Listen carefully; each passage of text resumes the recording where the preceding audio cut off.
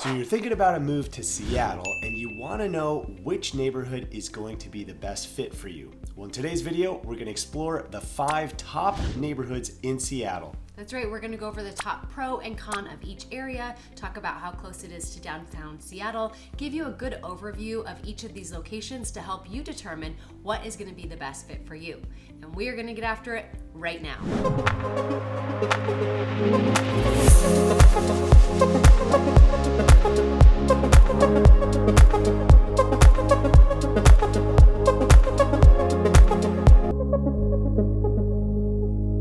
If this is your first time to our channel and you want to know everything about living in Greater Seattle, then smash that subscribe and tap the bell for notifications so you'll be the first to know about upcoming videos and our current market. My name is Jess. And my name's Sterling. We're local realtors. Our team gets calls and emails every day from people just like you looking to make their move here, and we absolutely love it. So whether you're planning to make that move next week, next month, or even next year, give us a call, shoot us a text, send us an email. We would love to help you make your move to the Greater Seattle area. Okay, so let's get into today's video topic, and that is exploring the 5 top neighborhoods in Seattle. Now, some of this is subjective. Some people will resonate with some neighborhoods over others, but that's exactly why we're doing this. Exactly. Some may want to use their car to get around, and others may want to walk out their door and have amenities at their fingertips. So it's all going to be personal preference, but our goal is to provide you with all the information so that you get to make that decision. And this is not in any particular order. This is just 5 of the most iconic, popular, and top neighborhoods in Seattle. So let's get to it. So our first neighborhood is going to be Green Lake, and Green Lake is located just north of downtown Seattle, and it's named for the very popular lake there, Green Lake, which is a wonderful meeting spot, not only for people who live in the Green Lake neighborhood, but for other people to come and visit. There are 2 trails that go around the lake. You can walk your pets, you can take your kids out for a stroll, you can go for a run, or just meet up with friends and walk around. There's plenty of restaurants where you can grab a cup of coffee, grab something to eat. It's a wonderful park in the heart of the city.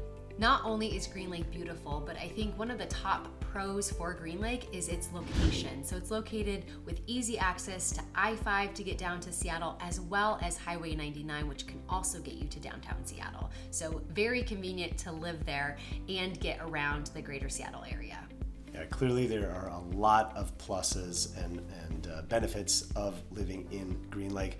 One of the cons, however, is that it doesn't have a central downtown, if you will. So some of the other neighborhoods have more of a meeting center. Now, Green Lake is what is famous in the Green Lake neighborhood, so you could call that it's downtown, but it's not the cute, quaint downtown that you'll find in a couple of the other neighborhoods that we'll mention soon.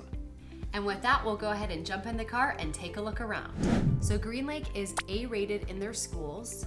It's 10 minutes to downtown Seattle, 25 minutes to the airport. The population is around 13,000 people.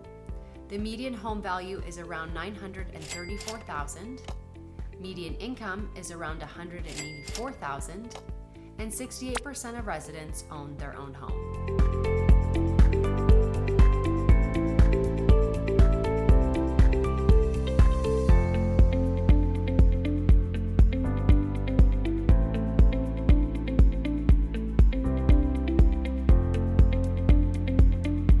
Our next top Seattle neighborhood is Ballard. Ballard for decades was known as the Norwegian fishing village in Greater Seattle because it had a large Norwegian population and imported a lot of the seafood and fish from the Ballard locks and that community there. Since the last 20 years, it has become a very popular destination for younger people. It's developed lots of new construction, condos, apartments, townhouses. It has a very easily walkable aspect to it. So if you want to leave your car behind and go to local eateries, coffee shops, walk the dog and whatnot, you have that right at your fingertips. One of the biggest cons for Ballard is going to be that it is so far west. So it doesn't matter where you're located within Ballard, it is going to take you at least 10 to 15 minutes to get out to the freeway. And if you're trying to get to downtown Seattle, you're gonna have to go around Queen Anne. There's two different ways to get around, but still you are landlocked and waterlocked, and so it does make it a little bit challenging if you have to get out to the freeway to commute every day. Ballard is A-rated in their schools. It's 16 minutes to downtown Seattle, 30 minutes to the airport. The population is around 42,000. The median home value is around $831,000. Median income is around $128,000. And 52% of residents own their own home.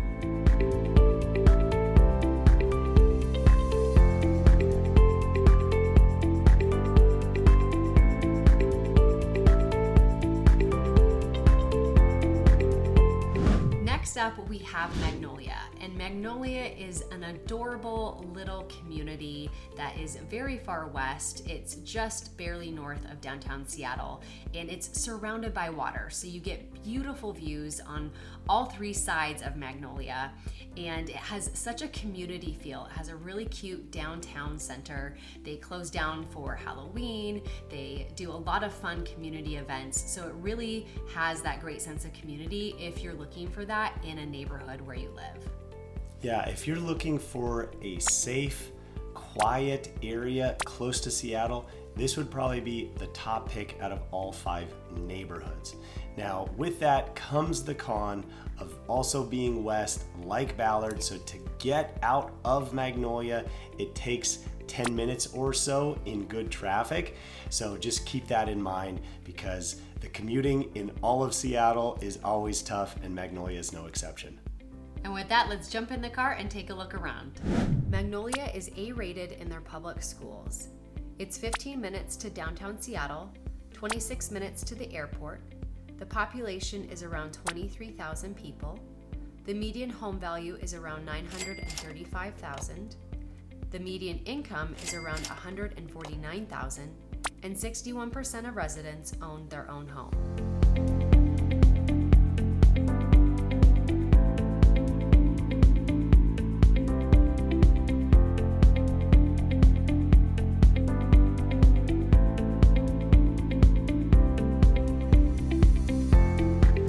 Next top Seattle neighborhood is Queen Anne. Now, Queen Anne could be divided into 2 neighborhoods. There's Upper Queen Anne, which is on one of the hills in Seattle. So much of Seattle is built on hills. So you have Upper Queen Anne, and then you have Lower Queen Anne, which is at the base of this hill. And Lower Queen Anne is right next to downtown Seattle. In fact, the Space Needle is in Lower Queen Anne. So if you want that very urban feel, a lot of condos, apartments, and downtown Seattle, that would be Lower Queen Anne. If you want the more historic homes, the 100-year-old, turn-of-the-century homes, that's going to be Upper Queen Anne. Yeah, Upper Queen Anne has a really great farmers market, and it has a true sense of community for the people kind of in that upper area. So it's a very distinct difference between Upper Queen Anne and Lower Queen Anne, like you mentioned. And they also, like Magnolia, have a nice downtown on Queen Anne Avenue, so you can find shops, restaurants, coffee, and great places to meet and just hang out. I think one of the biggest cons with Queen Anne is that because it is on a hill and it's situated right next to Lake Union and Magnolia, it is difficult to get off of Queen Anne. So again, we talked about this with living in Ballard and Magnolia, is that it's just hard to get out and down to downtown Seattle or out to the freeway. So it really depends on where you need to be commuting every day to find out which of these neighborhoods is going to be the best fit for you.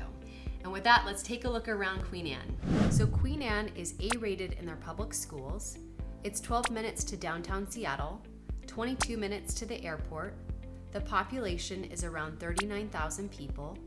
The median home value is around $902,000.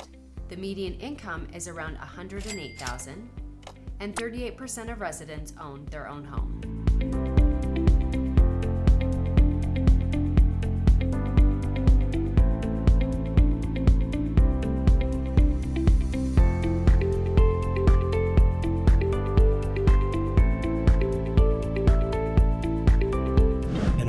most popular neighborhood in Seattle is Capitol Hill.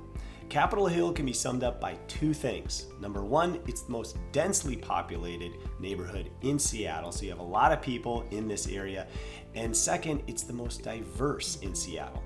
That's right. There's always something going on in Capitol Hill to the wee hours of the morning. So if you're looking for an active lifestyle where you have great restaurants and there's always something happening, Capitol Hill is great. You have everyone from the starving artist to homeless to multi-million-dollar homeowner. Like it's just very eclectic. There's so much going on. You can find a high-end restaurants like Altura there, and also the teriyaki shop right across the street. So it is truly diverse. It's also very welcoming and friendly to the LGBTQ community. Now on the con side, because it is so close to downtown Seattle, in fact, you can walk to Pike Place Market, which is a really fun thing to do. You are gonna also have some of the inner city issues. So you're gonna have a little bit higher crime rate. You're gonna have some homelessness. Yeah, Capitol Hill is grittier, and you see the unfettered inner city things that people maybe in Magnolia don't want to see. They're further removed, so you don't see homelessness there. You can pretty much leave your doors unlocked in Magnolia. It's a lot cleaner and safer. But for the person who wants the action, the hustle and bustle, sometimes hear the sirens and be able to go to a restaurant at midnight, Capitol Hill can be a great fit. And with that, let's jump in the car and take a look around Capitol Hill. Capitol Hill is A-rated in their public schools.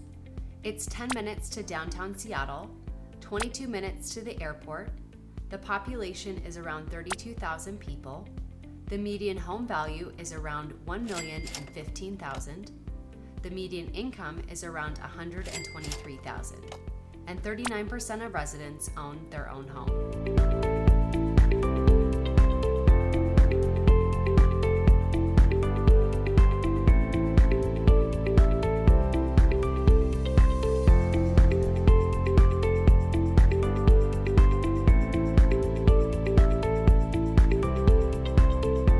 So these are the top 5 Seattle neighborhoods.